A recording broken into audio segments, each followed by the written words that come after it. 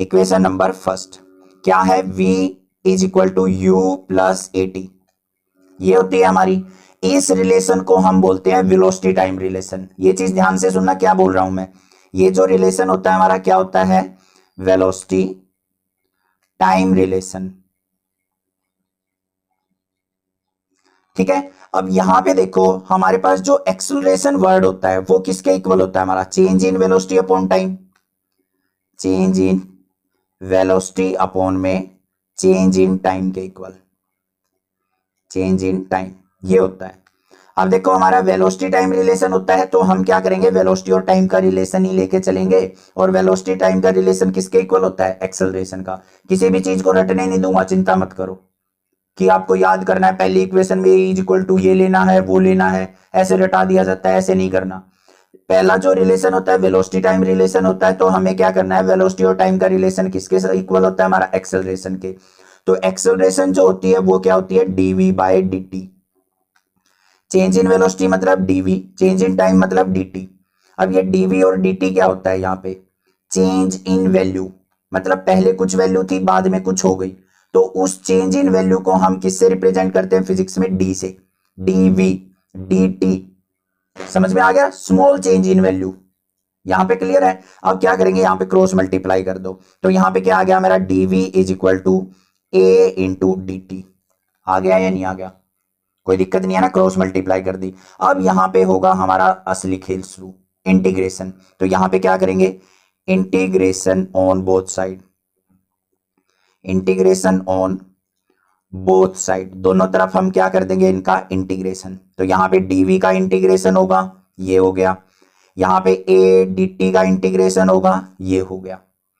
अब देखो लिमिट की बात आती है, अब यहां पे लिमिट पुट करनी है। लिमिट कैसे पुट होंगी, यहां पे देखो किसका फंक्शन है ये, वेलोसिटी का।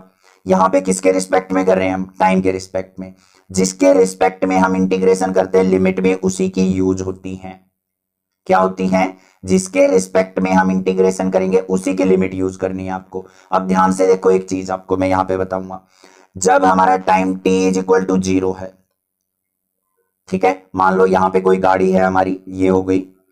जब हमारा time t is equal to 0 है तो इसकी इनिशियल वेलोसिटी क्या होगी, मतलब आराम से रुकी हुई है, तो इनिशियल वेलोसिटी जो होगी वो किसके इक्वल होगी, u के, क्योंकि इनिशियल वेलोसिटी को हम u से डिनोट करते हैं। और इसका डिस्टेंस कवर्ड कितना होगा, हमारा जो डिस्टेंस होगा वो s के इक्वल हो, वो 0 के इक्वल होगा।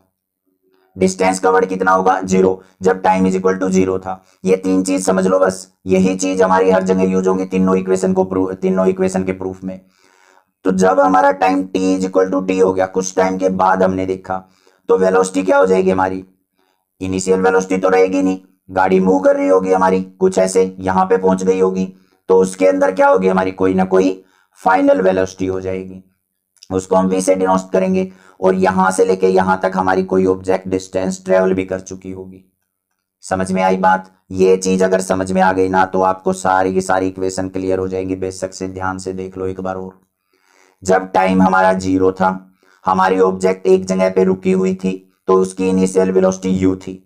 हमारी ऑब्जेक्ट ने कोई भी डिस्टेंस ट्रेवल नहीं किया था, तो distance travel s is equal to किसके होगा, 0 के।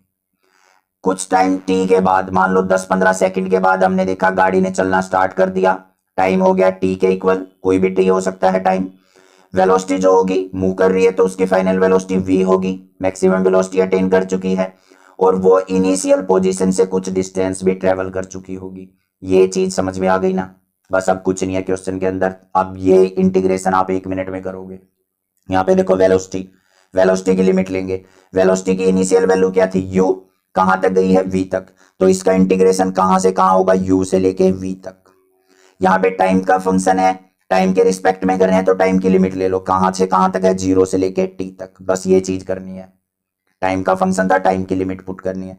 डीवी का इंटीग्रेशन अभी अभी मैंने बताया था, dt का t होता है, डीवी का क्या हो जाएगा, v, तो यहां पे v इंटीग्रेशन हो गया। लिमिट कहां से कहां तक, u से लेके v तक। एक्सेलरेशन हमारा कांस्टेंट है तो यहां पे बाहर ले लेंगे, dt का इंटीग्रेशन करेंगे तो कहां पे, dt का हो जाएगा t, और लिमिट कहां से कहां तक, 0 से लेके t तक। क्लियर है। अब लिमिट पुट करते हैं, पहले अपर लिमिट पुट की जाती है, माइनस में लोअर लिमिट करते हैं, v की जगह v पुट करेंगे, फिर लोअर लिमिट पुट करेंगे तो minus u। Is equal to a into, यहां पे अपर लिमिट पुट की टी की जगह टी, फिर जीरो पुट करेंगे माइनस में जीरो, तो यहां पे क्या आ गया v minus u is equal to a के अंदर मल्टीप्लाई की 80, तो v इज इक्वल टू क्या आ गया, u को इस तरफ लेके गए u प्लस 80। अब ये बता देना आपको कुछ नया सीखने को मिला या नहीं, कंसेप्ट समझ में आया या नहीं।